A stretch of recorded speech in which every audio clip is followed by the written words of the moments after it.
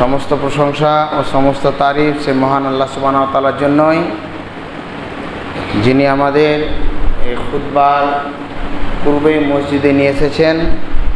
সে আল্লাহ সুবহানাহু ওয়া তাআলা লাখ কোটি প্রশংসা, তার সম্মানের মতো প্রশংসা, তার ইজ্জতের মতো প্রশংসা। সকলে বলি আমরা আলহামদুলিল্লাহ।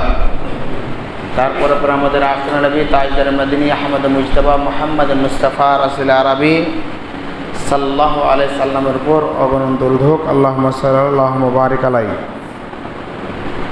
আজকের খুতবার বিষয়বস্তু হচ্ছে ঈদের করণীয় ও বর্জনীয়, অর্থাৎ ঈদের সময় কি কাজ করতে হবে, কি কাজ করতে হবে না, সেই নিয়ে আলোচনা করব। আল্লাহ সুবহানাহু ওয়া তাআলা যেগুলো করার হুকুম দিয়েছে সেগুলো যেন করি, আর যেগুলো না করার থেকে মানা করে রেখেছেন সেখান থেকে বিরত থাকি।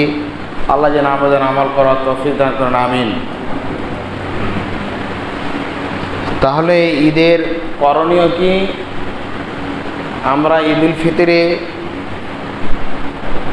চাঁদ দেখেছি ঈদের দিন। এটাতে অত চাঁদের ব্যাপার থাকে না। চাঁদ আমরা এটাতে কি পশু নিয়ে টানাটানি করি, কিন্তু ঈদের চাঁদ দেখা এটা একটা সুন্নাত। জেনে রাখা অবশ্যই উচিত হবে। ঈদুল ফিতরের যেরকম মানুষকে সম্বর্ধনা জানানো এবং এক অপর সম্প্রীতি শুভেচ্ছা মানুষকে যেরকম দিই, এরকমইভাবে ঈদুল আজহাতেও দেওয়া সুন্নাত। আমরা দেখি ঈদুল ফিতরে বেশি দেওয়া দেওয়ি করে, ঈদুল আজহাতে দেয় না। তাহলে আমরা বুঝতে পারলাম যে দুটি সুন্নাতের মধ্যে একটি সুন্নাত হচ্ছে এই যে সম্বর্ধনা জানানো, সেটা কি তাকাব্বালাল্লাহু মিন্না ওয়া মিনকুম ওয়া আমাল সালেহ। আল্লাহ আপনাকে এবং আমাকে কবুল করেন এবং আপনার আমার যে আমলগুলো রয়েছে ভালো আমলগুলো আল্লাহ যেন কবুল করেন, আল্লাহুম্মা আমিন। তৃতীয় হচ্ছে করণীয়। ঈদের সময় আয়েশা রাদিয়াল্লাহু তাআলা আনহা বলেন, রাসূল সাল্লাল্লাহু আলাইহি সাল্লাম ঈদুল ফিতরে যখন যেতেন তখন কিছু মিষ্টি খেয়ে যেতেন। সেখানে মিষ্টি কি? খেজুর। আর আরবে যেটা দেখা যায় বা দেখেছি আমরা, সেখানে ট্রেডিশনাল মানুষকে এক অপরকে যে দেয় সে মিষ্টির খেজুরটাই বেশিরভাগ দেয়। আর এখন তো বিভিন্ন রকম চকলেট এবং চকলেট মসজিদে নববীতেও চকলেট বিতরণ হয়, এয়ারপোর্টেও বিতরণ হয়, বিভিন্ন জায়গায় রেস্টুরেন্টে তারা চকলেট বিভিন্ন রকমের খেজুর মানুষের সামনে রাখে, বা হোটেলে বা বড় বড় 5 স্টার হোটেলগুলোতে সেগুলো দিয়েই সম্বর্ধনা করে। এক কথায় যে কোনো জিনিস মিষ্টি খেয়ে গেলেই হবে, কিন্তু খেজুর খেলে একদম সুন্নাতটা পালন করা হবে এবং বিজল খেজুর গিয়ে যেতে হবে। এটা হচ্ছে ঈদুল ফিতরের, অর্থাৎ যেটা ঈদের নামাজ পড়েছি ওটা। কিন্তু ঈদুল আজহাতে আল্লাহ রাসূল সাল্লাল্লাহু আলাইহি ওয়াসাল্লাম কিছু খেতেন না। তাই আমাদের সমাজে একটা ভুল কথা প্রচলিত রয়েছে যে সুয়া প্রহরের রোজা। জেনে রাখা অবশ্যই উচিত হবে যে 5 দিন রোজা রাখা হারাম। নাম্বার 1 2 ঈদে, আর নাম্বার 2 হচ্ছে আপনার 11, 12, 13। এটিও বলা হয়েছে আইয়ামে তাশরিক, এই দিনগুলোতে রোজা রাখা হবে না, বাকিগুলোতে রাখতে পারবেন। তাহলে এই 5 দিন রোজা রাখা যাবে না, তা আমরা বলে থাকি যে কি সুয়া প্রহরের রোজা, রোজা নয়। আর কেউ কেউ আবার কি করে, ফজরতে উঠে আবার সাহারিও খায়, দিয়েও রোজা থাকে। এই ব্যাপারটা এরকম নয়। আল্লাহ রাসূল সাল্লাল্লাহু আলাইহি ওয়াসাল্লাম না খেয়ে যেতেন, আপনি না খেয়ে যাবেন। যারা কুরবানি দিতে সমর্থক নয় বা কুরবানি দিতে পারেনি তারা এসে খাবে, আর যারা কুরবানি দিয়েছে তারা কুরবানি করার পরে সেই কুরবানির মাংস থেকেও নাস্তা করবে বা মাংস খাবে। এটা হচ্ছে সুন্নাত। এবার কোনো লোক আছে যে লোকের সুগার আছে, ইনসুলিন নিতে হয়, বা ডাক্তার বলে রেখেছেন, বা না বললেও নিজের অসুবিধা হচ্ছে, 1 ঘন্টা পর পর একটু জল বা একটু বিস্কিট খেতে হয়, সেটা ব্যাপার আলাদা। তো তাহলে বোঝা গেল যে কুরবানির দিন না খেয়ে যাওয়া আমরা জানি যে ঈদের দিন সবাই ভালো কাপড় পরে। ঈদুল আজহাতে আমরা দেখি নতুন নতুন কাপড় পরি। আপনাকে যে নতুন কাপড় যে কিনতে হবে এটা নয়, কিন্তু ভালো কাপড় পরতে হবে আপনার যেটা সামর্থ্য আছে। আর ঈদুল আজহার দিন মনে হচ্ছে ঈদই নয়, দিয়ে এবার তখন ছিঁড়া ফাটাটা গেছে আর ওখান থেকে এসেই একদম শুরু করেছে, এরকম নয়। ভালো কাপড় পরেই যাবেন এবং ভালো পোশাকটাই পরবেন। ঈদের আরেকটি সুন্নাত হচ্ছে এই যে এক রাস্তা দিয়ে যাবেন এবং তাকবীর পাঠ করতে করতে যাবেন, এবং তাকবীর পাঠগুলো যেদিন থেকে চাঁদ উঠেছে সেদিন থেকে নিয়ে আপনার 13 তারিখের মাগরিব পর্যন্ত, আসর পর্যন্ত আপনাকে পড়তে হবে। আল্লাহু আকবার, আল্লাহু আকবার, লা ইলাহা ইল্লাল্লাহু, আল্লাহু আকবার, আল্লাহু আকবার, ওয়ালিল্লাহিল হামদ, এই তাকবীরগুলো পড়বেন। আব্দুল্লাহ ইবনে আব্বাস রাদিয়াল্লাহু তাআলা বলেন, রাসূল সাল্লাল্লাহু আলাইহি সাল্লাম বললেন যে পৃথিবীতে যখন থেকে সূর্য দেখা গেছে আর যতদিন দেখা যাবে, অর্থাৎ শুরু থেকে নিয়ে কিয়ামত পর্যন্ত যতগুলো দিন হবে, সবচাইতে উত্তম দিনগুলির মধ্যে দিন হচ্ছে এই যে এই 1 তারিখ থেকে নিয়ে 10 তারিখের দিন, এই 10 দিন। এমনকি রমজানুল কারিমের দিনে চাইতেও উত্তম দিন বলা হয়েছে। রাত্রের দিক দিয়ে নয়, রাত্র তো হচ্ছে খায়রুম মিন আলফি শাহর, 1000 রাতের চাইতে হচ্ছে লাইলাতুল কদর, দিনের কথা বলা হয়েছে। তাই এই দিনগুলোতে বিশেষ করে আমাদের মর্যাদা দেওয়া হয়েছে। আল্লাহ সুবহানাহু ওয়া তাআলা আমাদের উপরে দয়া করে, রহম করে, আমাদের উপরে ক্ষমার দৃষ্টি রেখে যে কিছু দিনের মধ্যে সে যেন অনেক নেকি কামিয়ে নিতে পারে, তার জন্য এই দিনকে এত মর্যাদা দেওয়া হয়েছে। এই দিনের মধ্যে মর্যাদার একটা কারণ হচ্ছে যে আইয়ামে তাশরিক, এবং এই দিনের মধ্যে পাওয়া যায় আরাফার মাঠ, এই দিনের মধ্যে পাওয়া যায় হজ, এই দিনের মধ্যে পাওয়া যায় নহর অর্থাৎ জবাহ করা অর্থাৎ কুরবানি করা। তাই এই সমস্ত জিনিসগুলো পাওয়া যায়। আমাদের বেশি বেশি করে এই দিনে ভালো আমলগুলো করতে হবে, এটি হচ্ছে ঈদের করণীয়। এরকমই ভালো কাপড় পরে গেলেন, কুরবানি ওখান থেকে যখন আসবেন তখন আবার সেই অন্য রাস্তা দিয়ে আসবেন, অন্য রাস্তা দিয়ে বাড়ি ফিরবেন, এবং তাকবীর বর্ণনা করতে করতে এক অপরের সঙ্গে সাক্ষাৎ হবে এবং দোয়া দিতে দিতে দিতে আপনি বাড়িতে এসে উপস্থিত হবেন। বাড়ি এসে আপনি কুরবানির জন্য প্রস্তুত নেবেন। কুরবানির জানোয়ারকে ধারালো ছুরি দিয়ে জবাই করবেন। আমাদের দেখা যায় যে অস্ত্রগুলো অনেক সময় ঠিক থাকে না, এই চালাচ্ছে হয় না, আবার ফের নিয়ে আসছে, আপনি কষ্ট দিবেন না। রাসূল সাল্লাম বলছেন ইযহাবু ইযবাহু ওয়া ইরহামু, তোমরা জবাই করো এবং তারপর রহম করো। তো একটা জানোয়ারকে জবাই করছে আর ওর উপরে রহম করবে, এটা কেমন হয়? কারণটাই হলো এই যে যত জানোয়ারটা, যত ওই পশুটা সহজভাবে সে জবাই হয়ে যায়, তার পদ্ধতি অবলম্বন করতে হবে।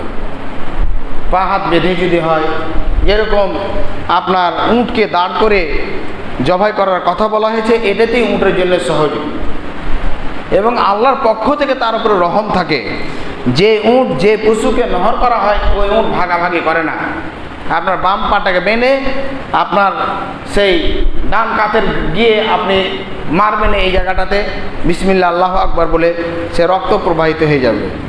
তো নহর করা সেটাতে সুন্নাত, জবাই করা সুন্নাত নয়। যদি করেন তো জায়েজ আছে। আর গরুকে আপনার নহর করা সুন্নাত নয়, জবাই করা সুন্নাত।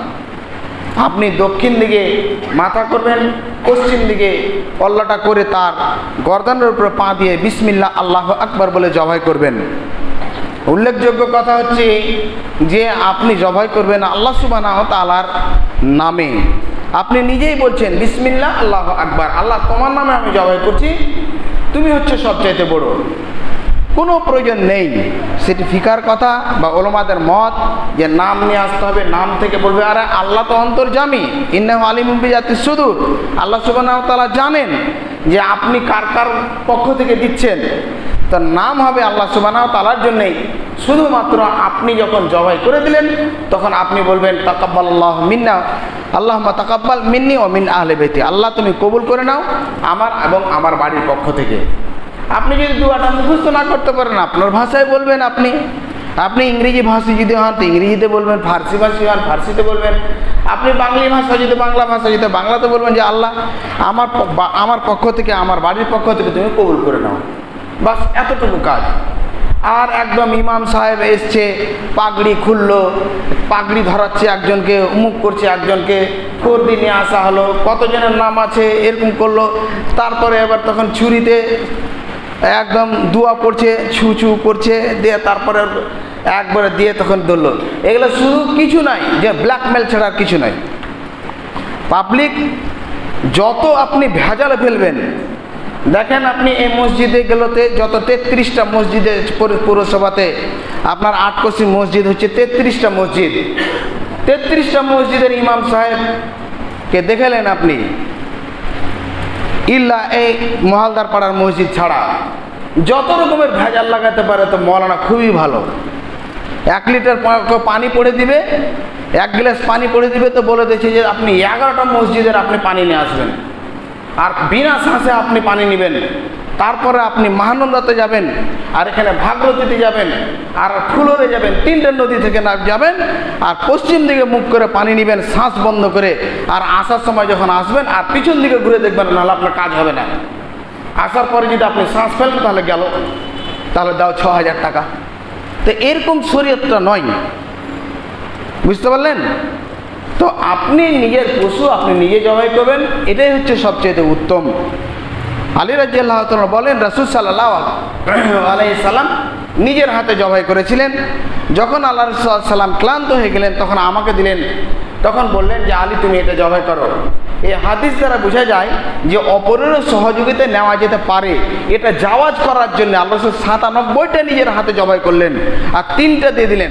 অর্থাৎ কেউ যদি জবাই করতে না পারে, কেউ কারোর পক্ষ থেকে দিচ্ছে, সে প্যারালাইসিস হতে পারে, সে লোক অদম হতে পারে, সে পারে না এই জিনিসগুলো, তাহলে ওর হাতেই যে জবাই করবে তখন তো ঝামেলা হয়ে যাবে। আল্লাহ রাসূল সাল্লাল্লাহু আলাইহি সাল্লাম একটা অনুমতি দিয়ে দিলেন যে অন্যজনকেও জবাই করতে পারে। কিন্তু আজ আমরা মনে করে নিচ্ছি যে ইমাম সাহেবই জবাই করতে পারবে, তার জন্য যদি জবাই যদি না করে তো গেল। শুধুমাত্র একটু মন দিয়ে শুনেন, ঘুমায়েন না, শুধুমাত্র একটু খেয়াল রাখবেন ওই যেন মুশরিক যেন না হয়। মুশরিকের হাতে জবাই করা যাবে না, শিরককারীর হাতে জবাই করা যাবে না। আর শিরক কে করে? মিঠা মিঠা হাফ হাফ কাড়া কাড়া থুথু, মানে হক কথা বললে বাপ বাজার আর গরম ভাতে বিড়াল বাজার। হক কথা যদি বলেন তাহলে এবার কিন্তু মাও গালি দেয় নাকি। এক মডল ছিল, তো মডল মারা গেল, তো মডলের বেটা নাকি মডল হয়, মডল হয়েছে, তো বারে সবাই গাল দেয় গাল দেয় গাল দেয়। তো ওর মা বলছে হারে বেটা তুই কিসের তুই বিচার করছিস, সবাই তোকে গালি দিচ্ছে।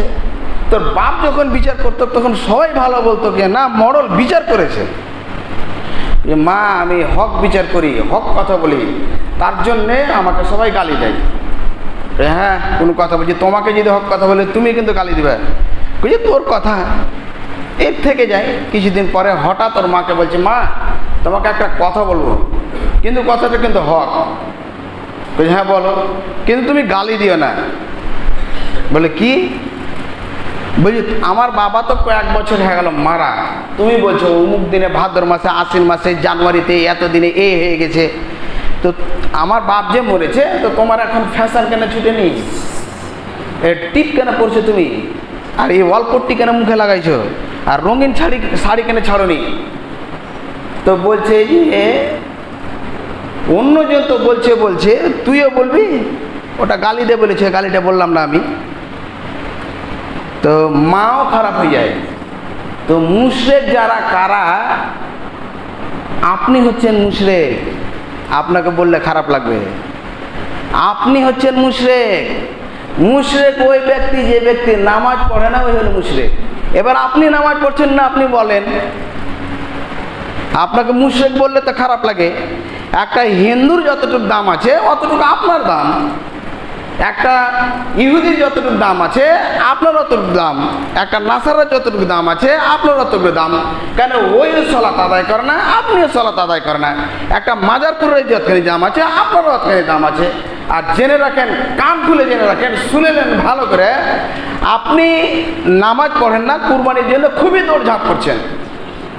কুরবানির পশুকে ছুঁইছেন, কুরবানির পশুকে খেতে দিচ্ছেন, একদম গেছিলেন কুরবানি কিনতে, আর ঘেমে টেমে এলেন, ক্লান্ত হয়ে 2 দিন জ্বর, খুবই ভালো কথা আপনার।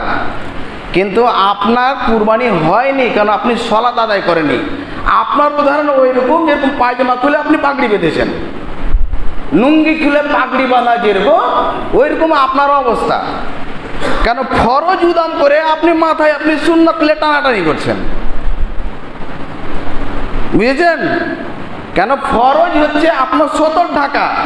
আপনি যদি সলাত না আদায় করেন তাহলে আপনি মুশরিকের অন্তর্ভুক্ত, আপনার আমলই কবুল হবে না। আর আপনি মানে উট আর খাসি আর দুম্বা আর স্ট্যাটাস আর ফেসবুক আর মেসেঞ্জার দিয়ে ভর্তি একদম। শরীরতে এত সস্তা নয় যতটুকু আপনি মনে করেন। হ্যাঁ, আপনি জবাই করলেন, আপনার খাওয়া হবে, সেটা ভিন্ন ব্যাপার, কিন্তু আপনার কুরবানি হবে না, এটাই ঠিক, এটাই ঠিক, এটাই ঠিক। তো বুঝাতে চেয়েছিলাম এই যে মুশরিককে দিয়ে আপনি জবাই করাবেন না বা আপনি করবেন না। এবার আপনার মাল আপনি যদি জবাই করেন বা করবেন, আর করাই উত্তম, আপনি করান, কোনো ব্যাপার নয়। তাহলে আপনাকে এখন থেকেই, আল্লাহ হচ্ছে আরহামুর রাহিমিন, আকরামুল আকরামিন। এখন চলছে আপনার জিলহজের মাস।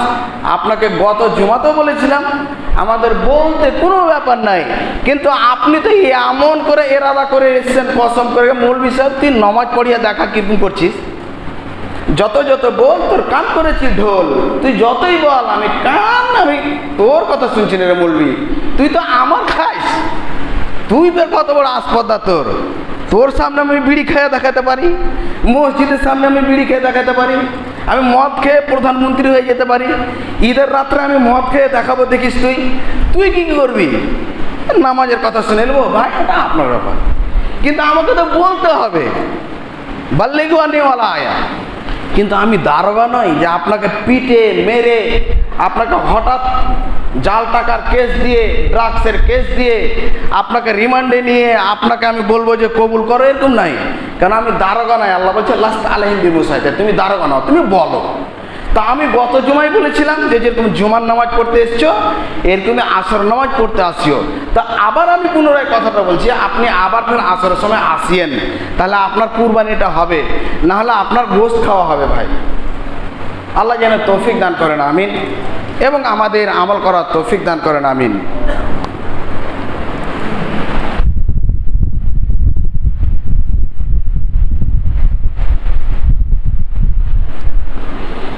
আলহামদুলিল্লাহ ওয়াহদা ওয়াসসালাতু ওয়াসসালামু আলা মান লা নবী বাদা, আম্মা বাদ।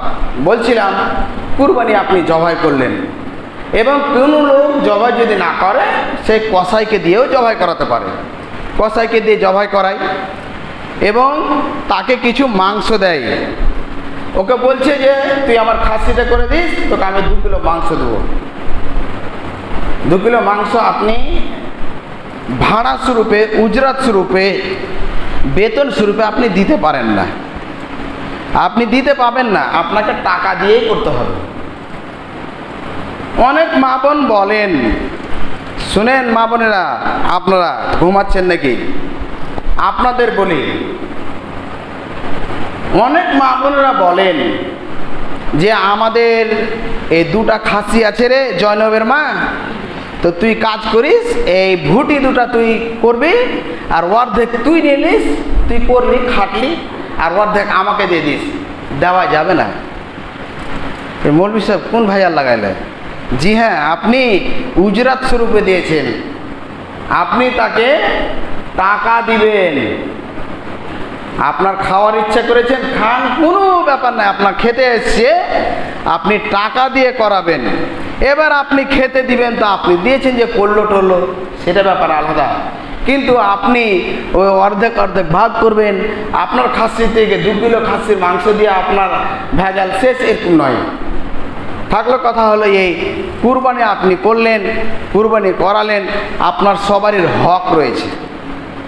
কুলু আতিমু, খাও খিলাও, বা ইদ্দাখিরু একটা শব্দ এসছে, জমা করে রাখো।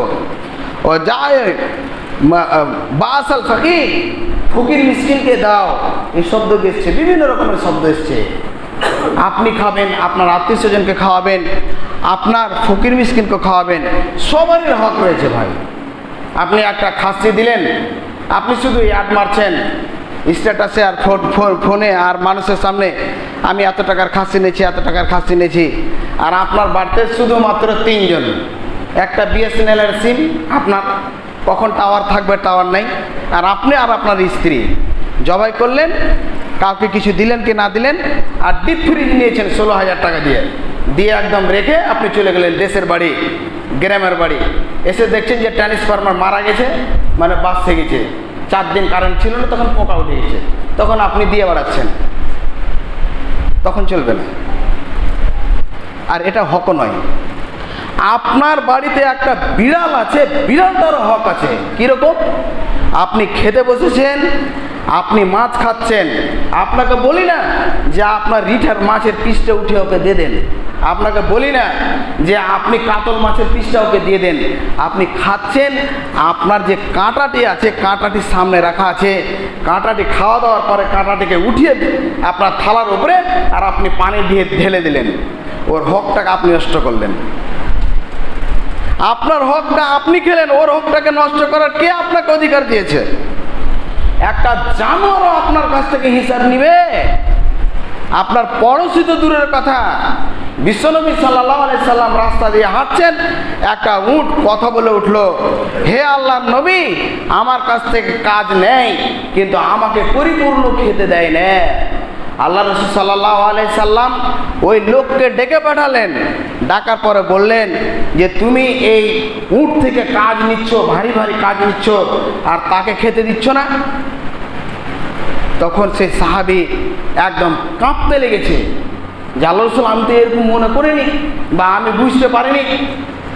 না, আমাকে সেই উট নিজেই বলেছে। এটা হচ্ছে মুজিজা, আল্লাহ সুবহানাহু ওয়া তাআলার পক্ষ থেকে ওই উট কথা বলে ফেলেছে। তখন রাসূল সাল্লাল্লাহু আলাইহি সাল্লামের সামনে বলছেন সাহাবীকে যে আল্লাহ রাসূল, আল্লাহ আল্লাহ যেন আমাকে মাফ করে, আল্লাহ রাসূল, আমি এই উটটাকে আল্লাহর হস্তে দান করে দিলাম, আলহামদুলিল্লাহ। বোঝাতে চেয়েছি এই চতুষ্প জন্তু, কুকুরটারও হক রয়েছে, জিনেরও হক রয়েছে। জিনের হক কি? জিনের হক হলো এই যে আপনি গোবরের উপরে পায়খানা পেশাব করবেন না, গোবর তাদের খাদ্য। হাড্ডির উপরে পেশাব পায়খানা করবেন না, হাড্ডি তাদের খাদ্য। আমাদের যেরকম চাল, ধান, বার্গার, পিৎজা, ডোসা, যত রকমের খাবার খাচ্ছি, ওরা ওই দুটা মানে জিনিসকে যা ধারণা করবে আল্লাহর পক্ষ থেকে সেটাই খাবে। আপনি সেগুলোকে নষ্ট করতে পারেন না। বুঝাতে চেয়েছিলাম আপনার আত্মীয় স্বজনকে দিবেন, যদি আত্মীয় স্বজন বেশি থাকে আপনার আত্মীয় স্বজনকে বেশিকে দিবেন। ফকির মিসকিনের হক বেশি রয়েছে, আর যদি থাকে তাহলে এমন একটা সময় আসবে দেখবেন আপনার মাংস নেওয়ার কেউ থাকবে না। কেন? আল্লাহ রসুলের জামানাই ঘটে গেছে। আল্লাহ রসুল সাল্লাল্লাহু আলাইহি সাল্লাম কে এসে বললেন যে আল্লাহ রসুল, এবছর কুরবানি দেনেওয়ালা খুবই কম। তখন আল্লাহ রাসূল সাল্লাল্লাহু আলাইহি ওয়াসাল্লাম বলেছিলেন যে কথাটা সমাজে প্রচলিত রয়েছে, আর এখন পর্যন্ত রেখে দিয়েছে বেদাতিরা, যারা নিজেকে সুন্নি বলে, সুন্নাতে সুন মানে না কেউ, আর নিজেকে সুন্নি বলে 3 দিনের উপরে খাসি কুরবানির মাংস খাওয়া যাবে না। হাদিসটা এরকম যে তোমাদের 3 দিনের বেশি খেয়ে নাও, সবাইকে বন্টন করে দাও, দেনেওয়ালা লোক নেই, খুবই কম। যখন তার পরের বছর কুরবানি দেনেওয়ালা অনেক হলো, তখন এই বিধান এলো যে খাও, খিলাও, বন্টন করো। তাহলে আজ থেকে 30 বছর পূর্বে 90 শতকের দিকে আপনি একটা ভাগা দিতে পারছিলেন না, আর এখন বর্তমানে আপনি একাই 50,000 টাকা দিয়ে আপনি একটা গরু নিয়ে আসতে পারছেন, আপনি খাসি নিয়ে আনতে পারছেন, আপনি 1.5 লাখ টাকা দিয়ে আপনি একটা দুম্বা নিতে পারছেন। মানে কি আপনার টাকা হয়েছে? একটা কুয়াতে দেখেছি আমরা, গ্রামে তো দেখেছি কলসে করে পান নিয়ে আসতো। আমরা যখন এসছি মিরচকের গলিটাতে, আমি বলছি আমার ওই ছোট নানার মেয়ের বিয়ে হয়েছিল, পোস্ট অফিসের বাড়ির পাশে হানিফ বলে তার শ্বশুরের নাম, ফারুক তার ভাসুরের নাম। ওই গলিটাতে যখন হেঁটে যেতাম, একটা কুয়া ছিল, সেখানে সেই হুড়াহুড়ি আর মারামারি, প্রত্যেক দিন ঝগড়া হবে। আর এখন প্রত্যেক বাড়িতে মার্শাল, মানে টাকা হয়েছে। মার্শাল রেখেও নয়, বাড়িতে কিনে পানি খাচ্ছে, মানে টাকা হয়েছে। আপনি একটা রসগোল্লার জন্য লালিয়েছেন, আর সকাল সন্ধ্যা তো দূর কথা আপনার ফ্রিজে রাখা থাকে, আপনার মিষ্টি রাখা থাকে। একটা জামা পরে আপনার দিন কেটে গেছে, প্যান্ট আপনার ছিঁড়ে গেছে, ঘুষি কুড়িয়ে কুড়িয়ে আপনি উঠে বসে চলাফেরা করেছেন, আর এখন আপনার বাজেটই থাকে ঈদের আপনার 2 লাখ থেকে 3 লাখ টাকা আপনার টাকা হয়েছে। অচির অবস্থায় এমন হয়ে উপস্থিত হবে যে আপনার দেনেওয়ালা থাকবে কিন্তু লেনেওয়ালা থাকবে না। তাই এখনই সুযোগ আছে, যার যার যতটুকু হোক ততটুকু তাকে হক দিয়ে দিবেন। আল্লাহ যেন আমাদের তৌফিক দান করেন, আমিন। আমাদের কাছে উপস্থিত হয়ে এসেছে সময়, আমি কিছুটা টাইম চেয়ে নিচ্ছি। ঈদের করণীয় হলো, ঈদের বর্জনীয় হচ্ছে এই, আমরা বারবার বলে থাকি আর বলেই থাকছি, আমাদের আমল যেন বরবাদ না হয়, আমাদের আমলগুলো নষ্ট না হয়। পুরো রমজান আমরা সিয়াম পালন করি, পুরো রমজান আমরা ইফতারি মসজিদে পাঠাই, পুরো রমজান আমরা কোরআন তেলাওয়াত করি, পুরো রমজান আমরা তাহাজ্জুদের আদি হয়ে যায়, অর্থাৎ তারাবি পড়ি, এমনকি লাইলাতুল কদর করি, রাত্রে হু হু করে কাঁদি, 1টা থেকে নিয়ে আপনার 3টা পর্যন্ত আমরা কান্নাকাটা করি। এই করতে করতে হঠাৎ যখন ঈদের চাঁদটা দেখা যায়, আফসোস, হায় আফসোস, সেই দিনে মনে হচ্ছে যে মেঘলা হয়ে এমন একটা আপদ মুসিবত আছে। সমাজে সমাজে, পাড়ায় পাড়ায়, গলি গলি মঞ্চ লাগানো হয়, আর ওই মায়েরা, যে মায়েরা স্কার্ফ পরে, বরখা পরে, চাদর গায়ে দিয়ে আল্লাহকে ডেকেছিল, ওই মায়েরা আবার ওই চাদরকে রেখে দিয়ে, ওই স্কার্ফকে রেখে দিয়ে, ওই পর্দাকে রেখে দিয়ে স্বামীর সঙ্গে, দেওরের সঙ্গে, ভাইয়ের সঙ্গে, বন্ধুদের সঙ্গে, বান্ধবীদের সঙ্গে, গার্লফ্রেন্ড বয়ফ্রেন্ডের সঙ্গে কত রকমের যে কীর্তিকলাপ করে। কোথায় নাকি তাজমহল করে দিয়েছে, কোথায় নাকি লাল কেলা করে দিয়েছে, কোথায় নাকি কি করে দিয়েছে, আর মণ্ডপ মণ্ডপ ঘুরে বেড়ায়, আর না ঘুরলে ওর নাকি জি ভরে না, ওর আমলটি একদম কালো সাপের মতো বেরিয়ে একেবারে ছবল করে শেষ। আপনাকে আমি জোরহাত করে আবেদন করি, আপনার আমলটুকু জেনে এরকম না হয়। আপনি বক্স বাজাবেন না, এটা আবেদন। আপনি ঢোল তামাশা করিয়েন না, কেন আল্লাহ রাসূল এরকম করেনি। আপনি যদি এরকম ভাবে করেন এই উৎসবে, তাহলে আপনার ডবল গুনাহ হবে নিশ্চিত। কেন, এক তো বাজাবার জন্য গুনাহ, আর আল্লাহ রাসূল করেনি, ওর বিরোধিতা করেছেন তার জন্য গুনাহ। তাহলে এটা একটা বর্জনীয়, এখান থেকে অবশ্যই আপনি বেঁচে থাকবেন, অবশ্যই আপনি বেঁচে থাকবেন। সবারই হক দিবেন, হক যদি না দেন, আপনি আপনার বোনের হক দিচ্ছেন না। খুবই ভালো কথা, আপনার বোন আপনাকে কিছু বলেনি, কিয়ামতের মাঠে আপনি প্রস্তুতি থাকুন, আপনার চামড়া কেটে দিলেও আপনার হক আদায় হবে না। বোনের ভাগ নিয়ে বোন যদি বলে দেয় যে ভাগের ব্যাপারে, তখন আপনি মুখটাকে ফুলিয়ে বলছেন, তোরা তো সম্পর্ক রাখতে চাইছ না, তো নিয়ে যা, আর কি বলবো, আসা যাওয়া করবি, যা তোরা সম্পর্ক। ওই ধান, ওই চাল, ওই জমি চাষ করে আপনি কুরবানি দিয়েছেন, কুরবানির নামে হাওয়াই লাড্ডু পাবেন, কিছু নয়, আমরা বলে দিলাম। আর কিয়ামতের মাঠে আপনাকে যে 3 বিঘা জমি ছিল, আপনি বাপের একটা বেটা আর একটা বেটি, 2 বিঘা আপনি পেতেন, 1 বিঘা বোন, ওই 1 বিঘা যে আপনি মেরে খেয়েছেন, কিয়ামতের মাঠে 7 তাবাক আপনি মাথায় নিয়ে আপনি ঘুরবেন কিয়ামতের মাঠে। আর আল্লাহ যদি বলে যে তুমি 3 চক্কর লাগাও, তাহলে আল্লাহ বলছেন যে কিয়ামতের একটা দিন যে খামসিন আল ফাসাল মিম্মা তাউদ্দুন, 50,000 বছরের মতো হবে একটা দিন। আপনাকে ছাড়বে না, আপনার পাড়া প্রতিবেশী ছাড়বে না, আপনার বোন ছাড়বে না, আপনার স্ত্রী ছাড়বে না, আপনার ছেলে থাকবে না। যার যতটুকু হক আছে, নির্যাতিত হয়ে আছে, জুলুম করেছেন, জুলুম আপনার বেরিয়ে আসবে।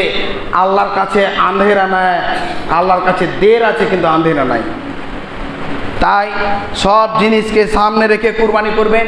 কুরবানির আমাদের এই মসজিদের সময় হচ্ছে 6টা, দ্বিতীয় জামাত হবে 7টা, 8:30টার সময় হবে ঈদগাহতে, আর 9টার সময় হবে ওয়াকফ মাঠে।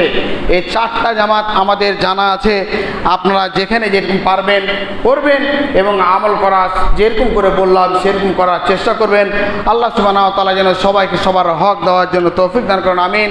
আমাদের জন্য আমল করার তৌফিক দান করেন, আমিন। আল্লাহ, আমরা যে এই কুরবানিগুলো কষ্টের টাকা দিয়ে দিয়েছি, আল্লাহ আমাদের কুরবানিগুলোকে কবুল করে নাও। আল্লাহ আমাদেরকে হালাল খাওয়ার তৌফিক দান করো। আল্লাহ তুমি হারাম থেকে বাঁচার তৌফিক দান করো। আল্লাহুম্মা কফিনি বিহালালিকা আন হারামিকা ওয়াগনিনি বিফাদলিকা আম্মান সিওয়াক। আল্লাহ যারা ঋণগ্রস্ত হয়েছে, ঋণকে পরিশোধ করার তৌফিক দান করো। আল্লাহ যারা অসুস্থ রয়েছে তারা অসুস্থ, তাকে সুস্থতা দান করো। আল্লাহ যারা মৃত্যুবরণ করেছে আল্লাহ তাদেরকে মাগফিরাত করো। গত রাত্রে বটতুলিতে একটা মারা গেছে, তাদের আত্মীয় স্বজন নাকি দোয়া করেছেন, নায়েব সাহেব বললেন আল্লাহ যেন তার ক্ষমা করেন, মাগফিরাত করেন, আল্লাহ আমিন। আল্লাহ আমরা যখন মরবো তখন যেন আমাদের আমল নামাটুকু ডান হাতে যেন আসে, কলমা যেন নসিব হয়, পুলসিরাত যেন চট করে পার হতে পারি, জান্নাতুল ফেরদৌসে অংশগ্রহণ করতে পারি। সেই মহাপ্রলয়ের দিনে আল্লাহ সে আরশের ছায়াটুকু যেন পায়, হজ কসরের পানিটুকু পায়। আল্লাহ যে জিনিসের প্রয়োজন ছিল আল্লাহ আমরা চাইলাম, যে জিনিসগুলোর দরকার আছে আমরা জানি না আল্লাহ তুমি অন্তর্যামী, আমাদের তুমি গায়েব থেকে সাহায্য করো। যে জিনিসগুলো আমাদের ক্ষতিকর সেই জিনিস থেকে হেফাজত করো। ওমা তৌফিক ইল্লা বিল্লাহ, রাব্বানা তাকাব্বাল মিন্না ইন্নাকা আনতাস সামিউল আলিম ওয়া তুব আলাইনা ইন্নাকা আনতাত তাওয়াবুর রহিম। সাল্লাল্লাহু তাআলা খায়রুল খালকি মুহাম্মাদিন ওয়া আলা আলিহি আজমাইন বিরহমাতিকা ইয়া রাহমার রাহিমিন। বলছিলাম রোজা রাখার কথা, আরাফার। অনেকজন 9 রাখবো না 8 রাখবো, 9 রাখবো না 8 রাখবো।